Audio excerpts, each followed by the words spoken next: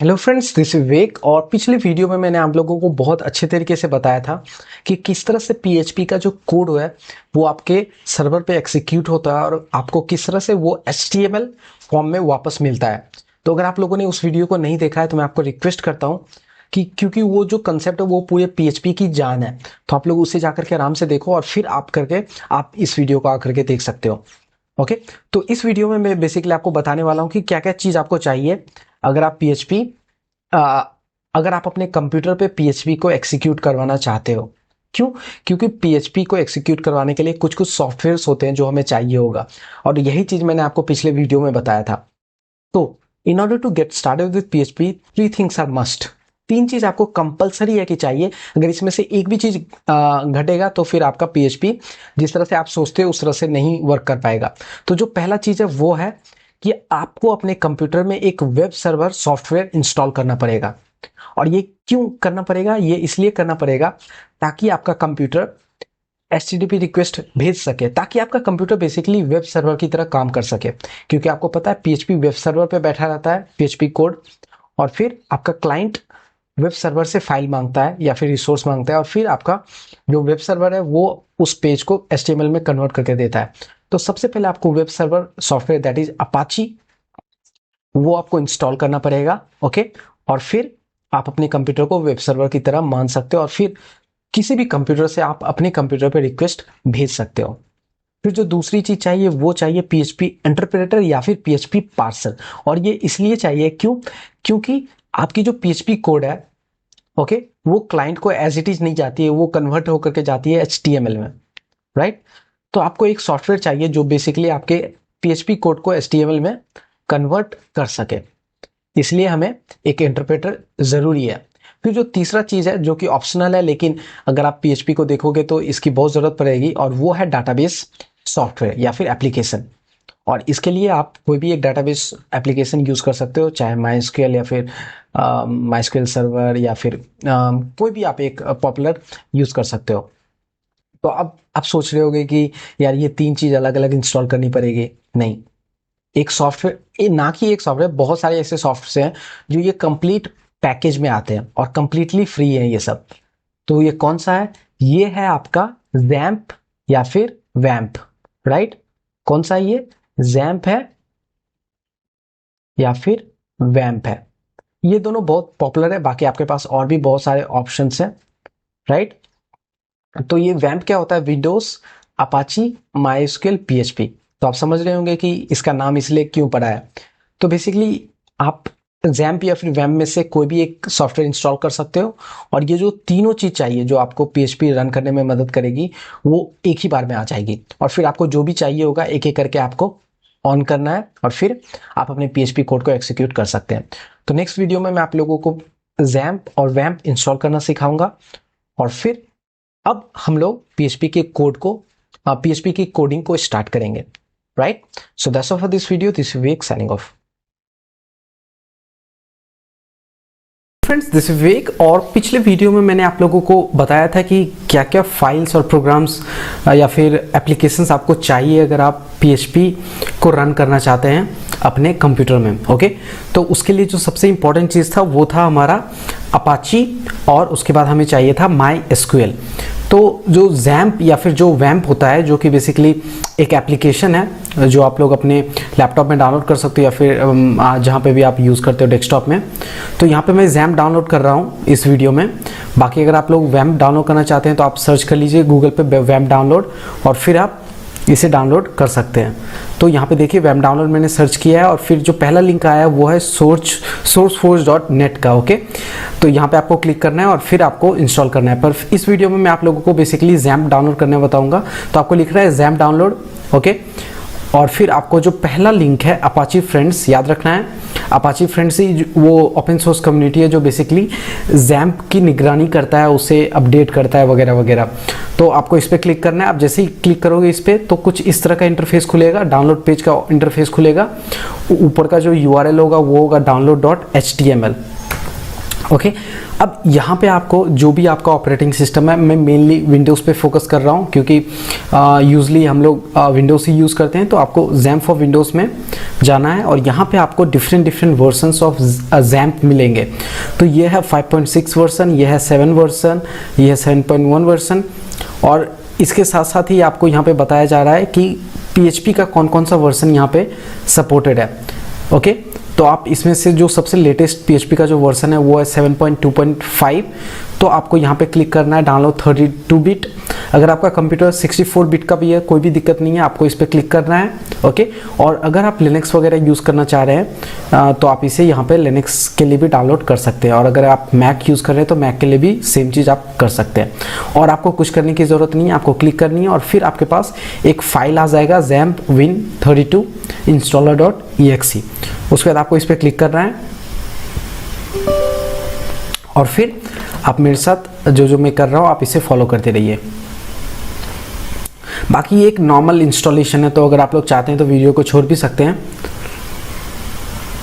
तो basically XAMPP है क्या? तो XAMPP is an easy to because an activated use. Okay, already मेरे पास ये था तो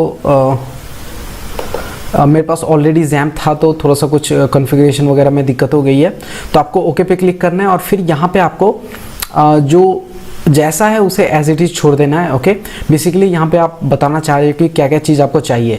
तो हमें तो ऑलमोस्ट ऑल चीज़ चाहिए होगा, इसलिए हम लोग नेक्स्ट करते हैं।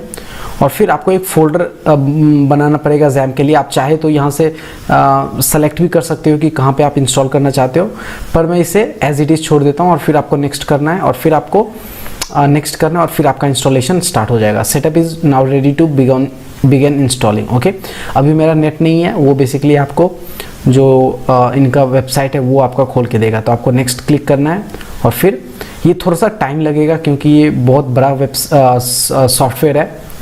तो आप थोड़ा सा वेट कीजिए वीडियो का, तब तक मैं आपको XAMPP के बारे में थोड़ा सा बताता हूँ।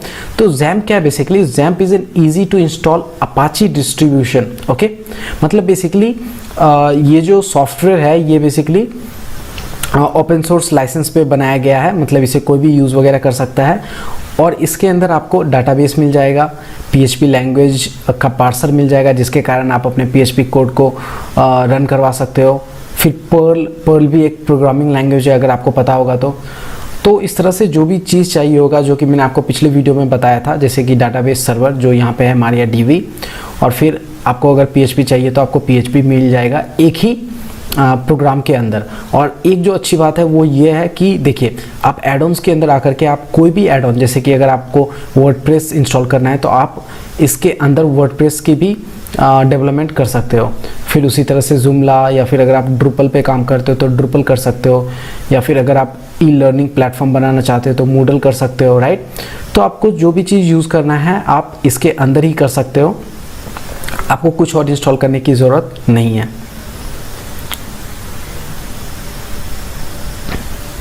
तो ये थोड़ा सा वीडियो टाइम लगेगा, तो मैं क्या करता हूँ, मैं वीडियो को पॉज करता हूँ जब तक ये इंस्टॉल कंप्लीट ना हो जाए। ओके,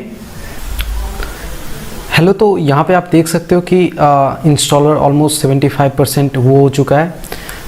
एक्चुअली मेरा जो कंप्यूटर है वो थोड़ा सा स्लो है, तो आप देख रहे हो यहाँ पे completing the XAMPP setup wizard. तो do you want to start the control panel. तो ये बेसिकली कंट्रोल पैनल क्या है? ये बेसिकली एक इंटरफेस है, ग्राफिकल यूज़र इंटरफेस, जहाँ से आप अपने सर्वर वगैरह को स्टार्ट कर सकते हो, डाटाबेस वगैरह को स्टार्ट कर सकते हो। तो अगर आप चाहते हो कि ये इंस्टॉल होने के बाद ओपन हो तो आप इसको टिक कर दो और फिर आप फिनिश करो। ओके,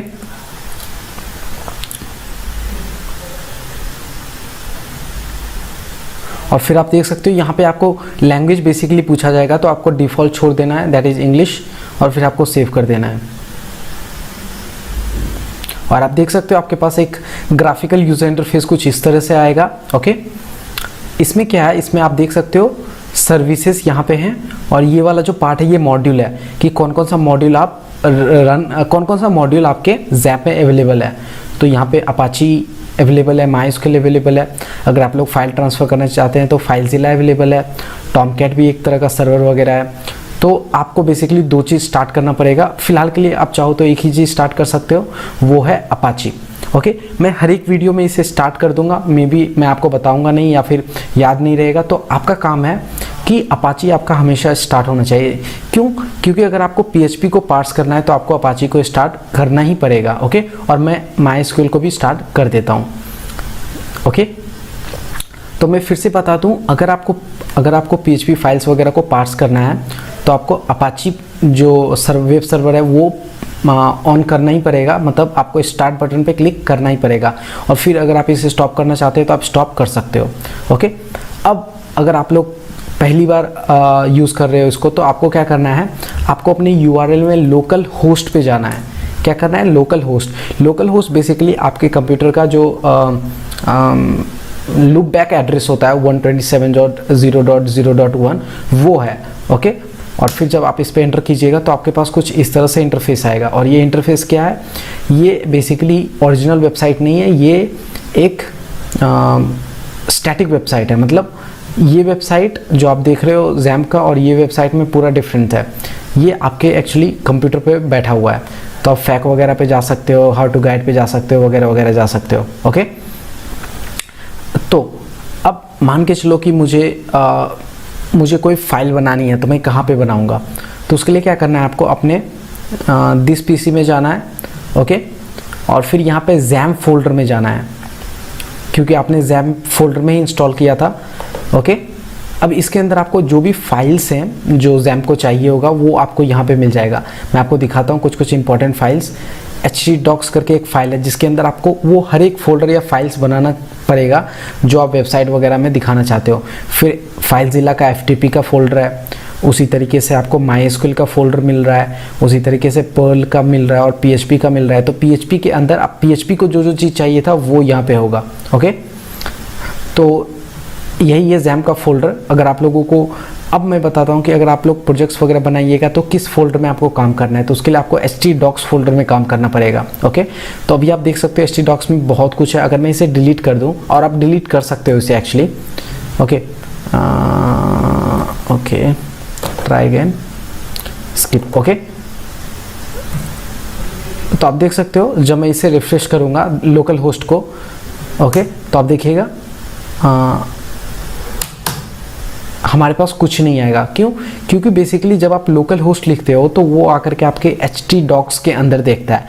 वही अगर मैं यहाँ पे एक फ़ोल्डर बना दूँ, आप गौर कीजिएगा, मैं यहाँ पे अगर एक फ़ोल्डर बना दूँ PHP tuts, क्योंकि मैं इसी के अंदर हर एक फाइल्स वगैरह को रखूँगा PHP tuts नाम के फ़ोल्डर के अंदर। तो अगर मैं अब इंटर करूँ तो देखिए क्या होगा, हमारे पास एक PHP tuts करके फ़ोल्डर बन गया है। और क्यों? क्योंकि वो htdocs के अंदर है।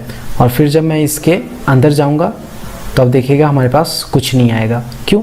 क्योंकि PHP tuts के अंदर कुछ नहीं है। तो ये था वीडियो जिसमें मैं आप लोगों को जो सेटअप करना था XAMPP का वो मैं आप लोगों को बताया हूँ। अगर आप लोगों का कोई दिक्कत है, मतलब कोई दिक्कत आ रही है या फिर अगर आप लोगों से नहीं हो पा रहा है तो आप मुझे नीचे कमेंट करके बता सकते हो। सो that's all for this video, this is Vivek signing of.